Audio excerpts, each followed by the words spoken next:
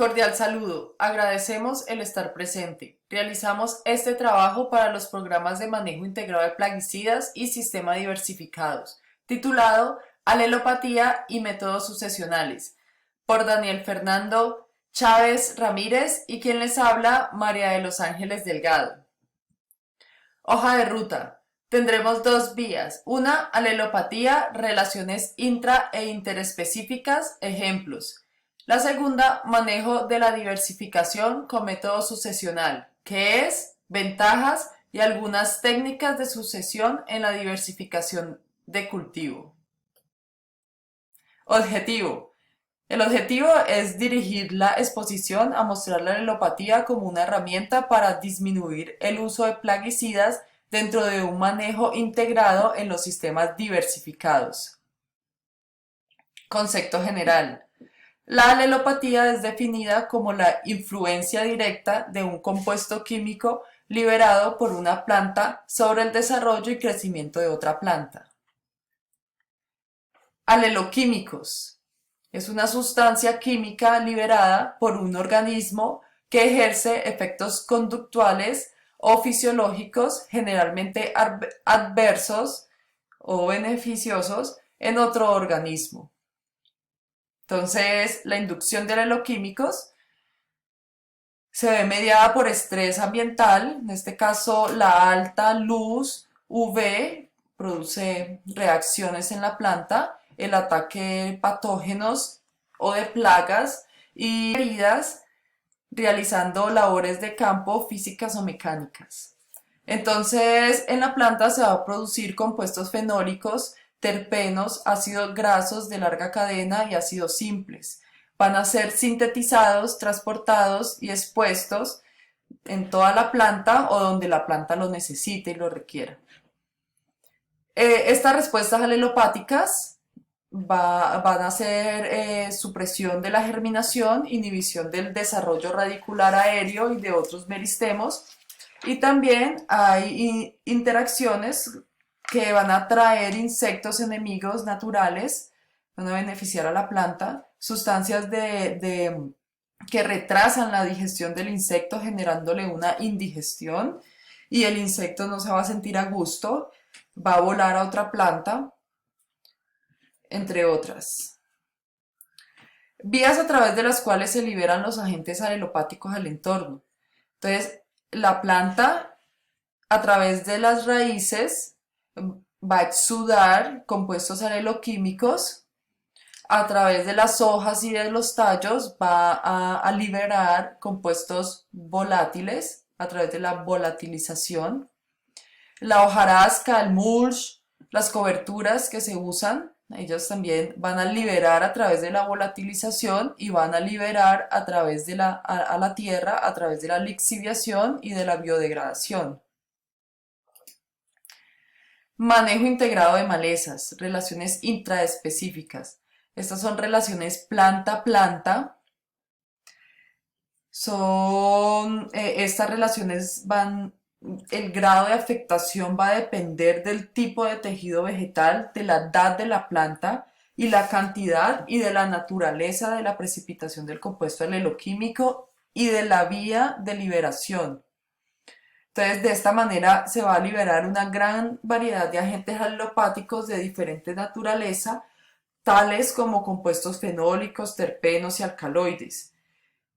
Se ha determinado la toxicidad de muchos lixiviados, compuestos volátiles y exudados en semillas y hojas sobre plantas silvestres y cultivadas. Algunos ejemplos: Brassica juncea, Brassica napus y Brassica rapa, tienen un efecto inhibitorio sobre la germinación de lechuga y trigo. Procurar no sembrar después de cosechar la colza, lechuga o trigo. Amaranthus palmeri afecta la germinación del tomate y cebolla y zanahoria.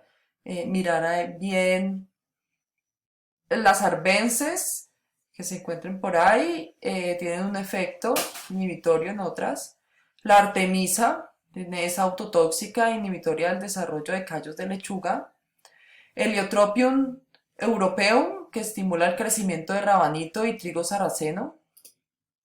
Está Chenopodium murale, que inhibe el crecimiento longitudinal del vástago y espiga y peso seco en trigo. La Vitis pilosa, área foliar y crecimiento y materia seca en maíz, sorgo y lechuga. La Parthenium hysteroporus, crecimiento y nodulación de poroto, tiene un efecto inhibitorio. Lycompersicum esculentum tiene un efecto inhibitorio en el crecimiento de lechuga y berenjena. Y Brassica campestris, crecimiento de mostaza y es autotóxico. Ok, manejo integrado de plagas, relaciones interespecíficas. Aquí vamos a entrar en un concepto en el cual vamos a manejar un organismo 1, el cual va a emitir la señal, y un organismo 2 también, que va a recibir esa señal, va a ser de otra especie, ya sea insecto, nemátodo, virus, bacteria, hongo. Los aleloquímicos permiten la comunicación entre dos especies, planta e insecto, y dependiendo de quien recibe y es beneficiado, la interacción recibe el nombre de alomonas. Son formas de defensa de la planta como sustancias tóxicas o repelentes que benefician al organismo que las emite. En este caso, la planta va a ser beneficiada porque es la que va a emitir la sustancia, y los insectos, bacterias, virus, nemátodos van a ser los que reciben la señal. Entonces se va a producir olores o compuestos químicos que tienen un efecto sobre el comportamiento del insecto. Por ejemplo, cuando este está en vuelo, el insecto con sus antenas y aparato bucal va a detectar la información química y se va a desviar hacia otra planta. Entonces las alomonas con efectos anticenóticos van a afectar la conducta de selección de planta hospedera del insecto. Se va a beneficiar al insecto y va a ser plantas barreras o plantas repelentes que van a desviar al insecto, plantas excitantes que van a sobreestimular el insecto, inician o aligeran los movimientos del insecto.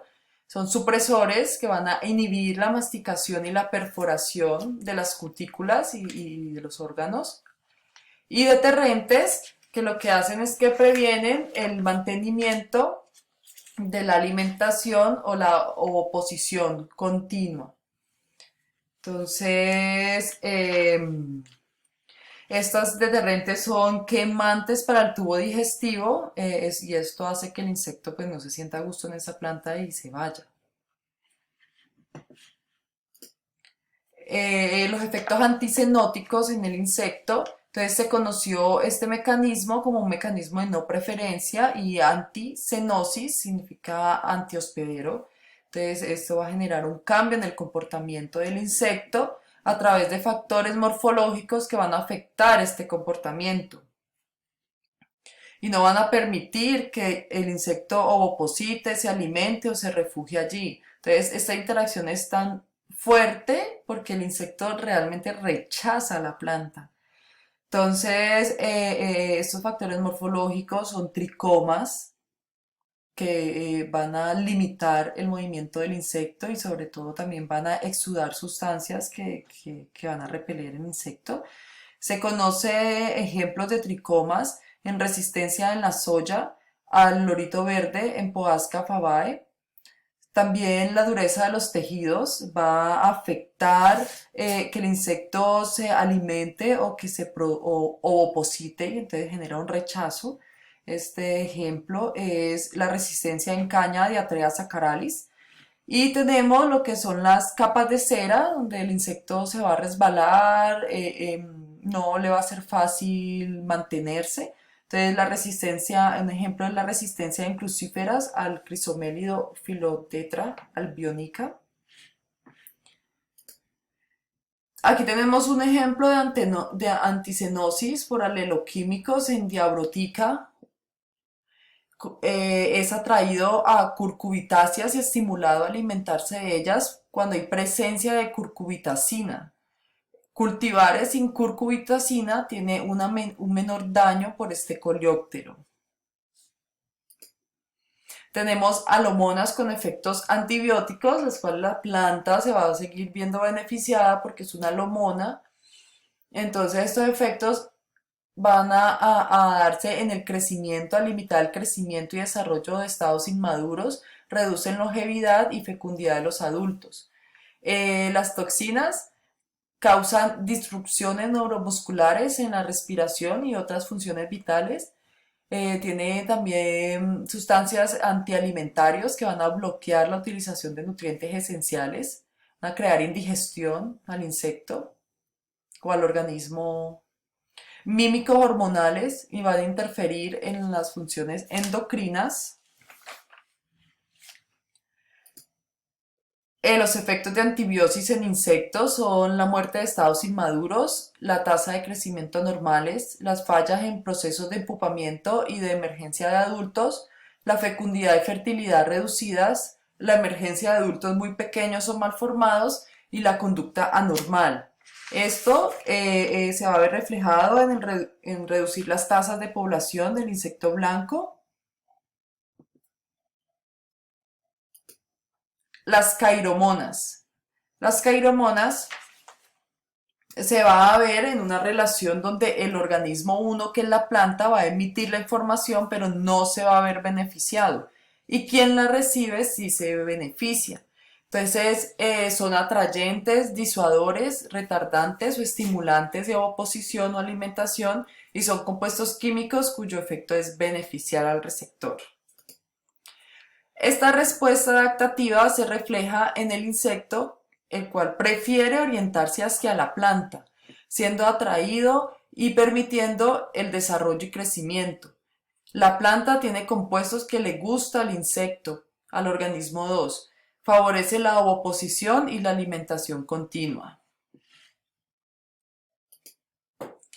En prácticas de manejo integrado de plagas se utiliza el metileugenol y el trimedulure como cairomonas para atraer y trampear, entre otros machos de Dacus, Sonatus y Ceratitis capitata. Estos compuestos tienen un efecto mímico y son compuestos de paraferomonas. Sinomonas. Las sinomonas marca una nueva era en la resistencia varietal, abre un campo nuevo y amplía la visión de las relaciones. Este va a favorecer al emisor y va a favorecer al receptor. Entonces, aquí vamos en relación con resistencia varietal y control biológico. Vamos, entonces aquí ocurre que tenemos dos lepidópteros que consumen la planta Brassica nigra. El primero es Pieris brassicae, el segundo es Mamestra brassicae. Cuando estos insectos meten el ovopositor en la planta, esta produce una información química de metabolitos secundarios, compuestos orgánicos volátiles que van a atraer a los enemigos naturales, Cotesia aglomerata y Trichogramma brassicae. Estos enemigos naturales han coevolucionado para detectar los compuestos que la planta emite solo cuando se lleva a cabo esta relación de herbívoros plaga con la planta Brassica nigra. Entonces estos parasitoides son atraídos por esta relación, se benefician. Entonces aquí todos van a ser beneficiados porque la planta permite que los herbívoros se posen y también permite a los parasitoides llegar. Bueno, esto es importante, las sinomonas, porque los fitomejoradores hoy en día buscan plantas que tengan esta doble protección, capaces de producir compuestos de antibiosis o anticenosis, y también plantas que produzcan sinomonas para la atracción de enemigos naturales. Buenas tardes, compañeros. Yo les voy a hablar un poco acerca de el manejo de la diversificación con un método sucesional. Bueno, antes de comenzar, tengo que explicarles que la sucesión en el área de la ecología o en la biología.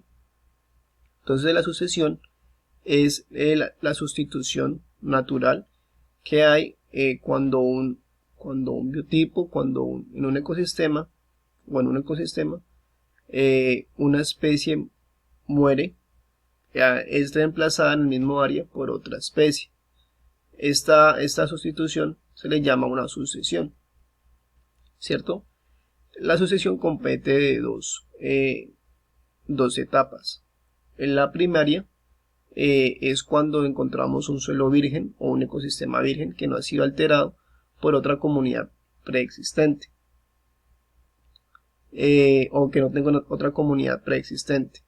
Y la secundaria es todo lo contrario, cuando ya existe una comunidad preexistente y es alterada, ¿cierto? Entonces esa evolución a veces es interrumpida por comunidades como el hombre, que alteran ese ecosistema o esta evolución. Entonces también voy a hablarles un poco acerca de qué es un cultivo diversificado. Entonces la diversificación del cultivo es aquel tipo de agricultura que usa cosechas múltiples en el mismo espacio, imitando la diversidad de ecosistemas naturales y evitando los grandes aportes de las cosechas únicas, y eso también incluye la rotación de cosecha y el multicultivo o policultivo.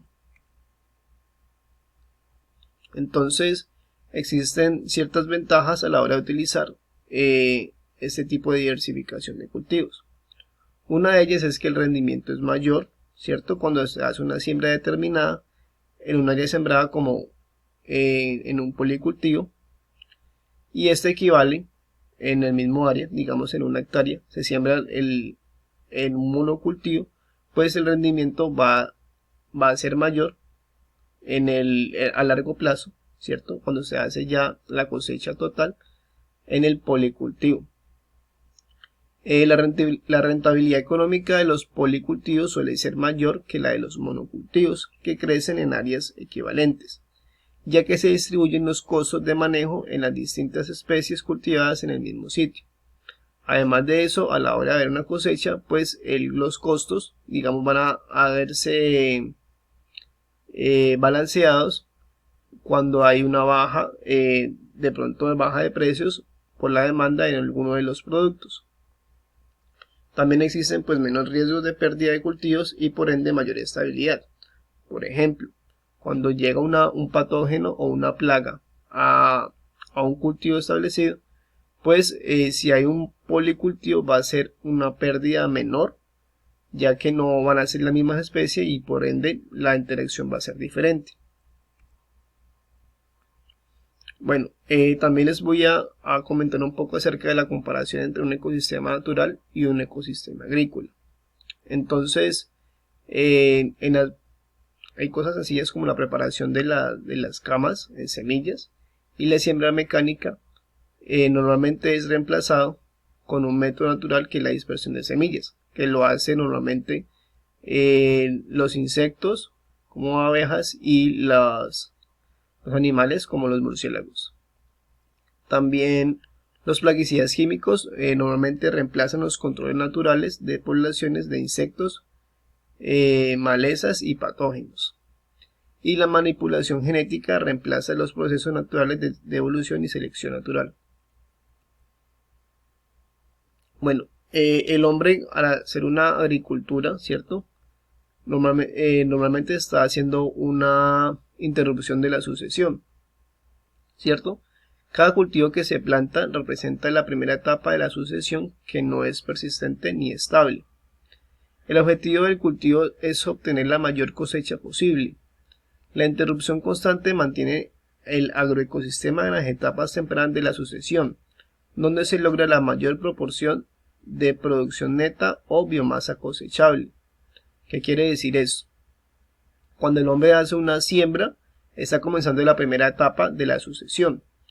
Cuando él saca la cosecha y saca también la biomasa y los nutrientes del suelo, está haciendo una interrupción de esa sucesión normal, ¿cierto? De la sustitución que debería haber normal de la especie. Bueno, También les voy a mostrar un diseño de los agroecosistemas de la sucesión análoga.